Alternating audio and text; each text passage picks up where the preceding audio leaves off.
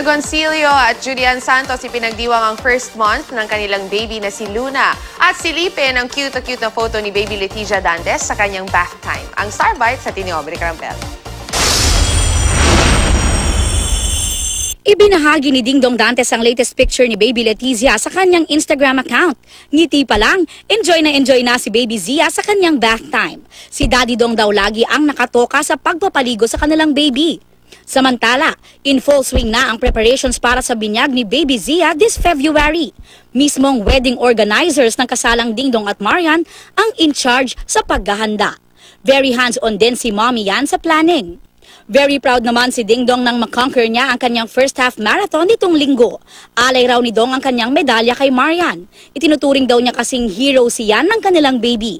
Na sinagot naman ni Marian ang I love you sa kanyang Instagram. Ipinagdiwang naman ni Ryan Agoncillo at Julian Santos ang first monthsary ng kanilang third baby na si baby Luna. Binati ni Daddy Ryan ang kanyang baby sa kanyang Instagram account. Sa isa pang post, larawan ang very happy family sina Ryan, kasama ang dalawa pa nilang kids na sina Lucho at Johan. Ibinahagi naman ng ilang Chinoy Kapuso stars ang kanilang pagdiriwang ng Chinese New Year.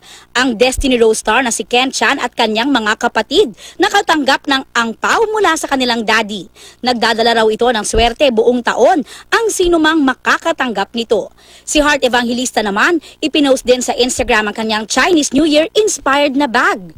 Bountiful Chinese Year naman ang post ng TV host na si Tim Yap sa dami ng handa nila. Naniniwala raw kasi silang dapat busog sa pagpasok ng bagong taon.